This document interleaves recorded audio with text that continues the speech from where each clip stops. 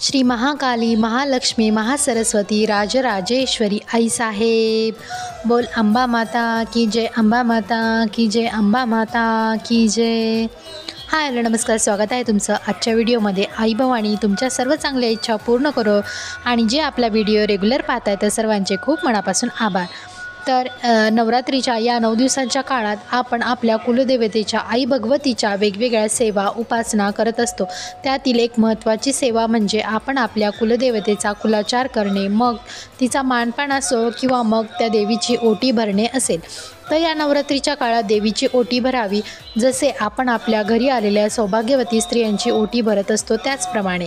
तर देवी आई या 8-10 दिवसाच्या काळात आपल्या घरात विराजमान असते. ती आपल्या घरी सूक्ष्म रूपात वास करत असते, त्यामुळे तिची देखील ओटी भरावी. आपण आपल्या कुलदेवतेची ओटी भरतच असतो, तसेच आपल्या घरच्या कुलदेवतेची देखील ओटी आपल्याला भरायची आहे. तुम्ही तुमच्या घरात घटस्थापना करत असाल किंवा नसाल तरी देखील तुम्हाला तुमच्या कुलदेवतेची ओटी भरायची असते. तुमच्या घरात कुलदेवतेचा फोटो नक्कीच असेल तर त्या फोटोची तुम्हाला ओटी भरायची आहे. तर ओटी कशी भरावी, कधी भरावी, बऱ्याच ठिकाणी पहिल्याच दिवशी ओटी भरता. तर ओटी ही शक्यतो नवमीला किंवा अष्टमीला भरली जाते. तुम्हाला जर त्या काळात काही अडचण येत असेल तर मग तुम्ही ती ओटी आधीच भरली तरी चालेल. मग त्याआधी तुम्ही कोणत्याही माळेला ओटी भरू शकता किंवा घरातील इतर व्यक्तींना ओटी भरायला सांगू शकता. तसे तर ओटी कोणी भरावी तर सुवासिनी स्त्रियांनी ओटी भरावी. फक्त कुमारिका ओटी भरू शकत नाहीत. तसेच पुरुष देखील ओटी भरू शकतात. जर घरातील स्त्रीला काही कारणाने ओटी भरणे शक्य नसेल तर त्या घरातील पुरुष मंडळींना सांगून तुम्ही देवीची ओटी भरू शकता, परंतु स्त्रीलाच ओटी भरण्याचा मान असतो. तर ओटीत काय गोष्टी घ्याव्यात तर देवीची ओटी भरण्यासाठी आपण आपल्या यथाशक्ती व यथाभक्तीने या गोष्टी कराव्यात. ओटीमध्ये देवीचे 11 अलंकार देखील दिले जातात.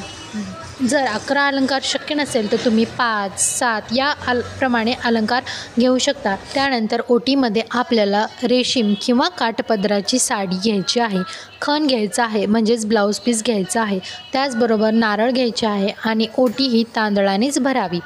त्यामध्ये खारीक, खोबर, बदाम, हळकुंड, खोबर या गोष्टी घ्यायच्या आहेत.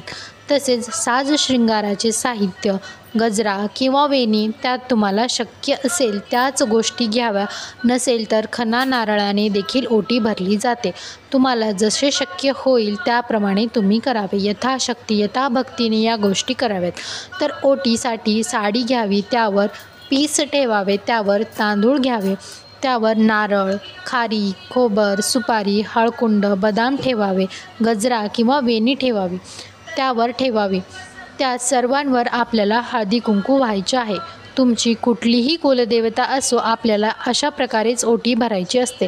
तर यामध्ये मी हिरव्या बांगड्या घेतलेल्या आहेत, मेहंदीचा कोन, नेल पेंट, टिकली पॉकेट, त्याचबरोबर मंगळसूत्र. तसेच यामध्ये आपल्याला हळदी कुंकवाची पुडी अवश्य ठेवायची आहे. तसेच हे सर्व करत असताना आपल्याला नवार्णव मंत्र म्हणत राहायचा आहे, जो की ओम ऐं ह्रीं क्लीं चामुंडाय विच्चे नमः या मंत्राचा जप करत आपल्याला या गोष्टी करायच्या आहेत. त्याचसोबत आपल्याला यथाशक्ती दक्षिणा ठेवायची आहे. मग तुम्ही 11 रुपये, 21, 51, 101 किंवा 501 जेवढे शक्य असेल तेवढी दक्षिणा तेथे ठेवायची आहे. त्याचबरोबर देवीचा आवडता विडा त्यात ठेवायचा आहे. हा विडा तुम्ही घरी बनवू शकता किंवा मग विकत घेतला तरी चालेल. तो विडा त्यात तुम्हाला ठेवायचा आहे. त्यानंतर त्यावर आपल्याला शृंगाराचे साहित्य ठेवायचे आहे. त्या सर्वांना हळदी कुंकू व्हायचे आहे. देवीला हळदी कुंकू लावायचे आहे. स्वतःला देखील हळदी कुंकू लावावे. त्यानंतर ओटी आपल्याला हातात घ्यायची आहे व ती आपल्या छातीजवळ घेऊन देवी आईला प्रार्थना करायची आहे की तू गेले 8 ते 10 दिवस आमच्या घरात वास केलास. या काळात आमच्या हातून कळत नकळत काही चुका झाल्या असतील तर त्यासाठी क्षमा असावी. जे काही चांगलं होतं ते तुझं आणि जे काही वाईट होतं ते माझं. आमच्या घरात सदैव सुख, शांती, आयु आरोग्य नांदू दे. तुझा कृपा आशीर्वाद सदैव माझ्या कुटुंबावर असू दे, असं आपल्याला देवीला प्रार्थना करायची आहे. आणि ह्या ओटीचा तू स्वीकार करावा. घटाला किंवा मग तुमच्याकडे फोटोला तुम्ही ओटी भरत असाल तर मग फोटोला ओटीचा स्पर्श करावा आणि 3 वेळा ओटी भरताना आपल्याला देवी आईचा जय जयकार करायचा आहे. अशा प्रकारे करावा. श्री महाकाली महालक्ष्मी महासरस्वती राजराजेश्वरी आई साहेब बोल अंबा माता की जय, अंबा माता की जय, अंबा माता की जय असा आपल्याला जय जयकार 3 वेळा करायचा आहे। तुम्हाला जर हे जमत नसेल तर तुम्ही कुलदेवतेचे नामस्मरण करावे, जसं श्री तुळजाभवानी माते की जय, श्री तुळजाभवानी माते की जय अशा प्रकारे तुम्हाला 3 वेळा जय जयकार करायचा आहे। तुमच्या कुलदेवतेचे नाव घ्यावे, त्यानंतर ती ओटी देवीसमोर ठेवायची आहे आणि त्या ओटीतील थोडे तांदूळ आपल्या ओटीत घ्यायचे आहेत। त्यानंतर आपल्याला सिद्धकुंचिका स्तोत्र म्हणायचे आहे, मगच देवीची ओटी पूर्ण होते। अशा प्रकारे देवीची ओटी आपल्याला भरायची आहे। एक दिवस ही ओटी देवीसमोर तशीच ठेवावी। त्यानंतर या ओटीचे काय करावे, तर हीच ओटी तुम्ही तुमच्या कुलदेवतेला जाणार असाल तर तिथे तुम्ही अर्पण करू शकता किंवा मग जवळच्या मंदिरात जाऊन ही ओटी देऊ शकता। जर तुम्ही तुमच्या कुलदेवतेला जाणार असाल परंतु जाण्यासाठी बराच अवधी असेल, म्हणजे तुम्ही जर 15 दिवसांनी किंवा महिन्यानी जर तुमच्या कुलदेवतेला जाणार असाल तर मग यातील जे गजरा आहे ते तुम्ही स्वतः लावायचा आहे। यातील विडा घरातील सर्वांनी मिळून खायचा आहे। त्यानंतर यात ठेवलेले फळ तुम्ही घरातील सर्व व्यक्तींनी खायचे आहे। यातील नारळ तुम्ही दसऱ्याच्या दिवशी फोडून खाल्लात तरी चालेल। मग यातील साडी, पीस, तांदूळ मग तुम्ही तुमच्या कुलदेवतेला जाऊन तेथे जाऊन तुम्ही त्यांची ओटी भरावी।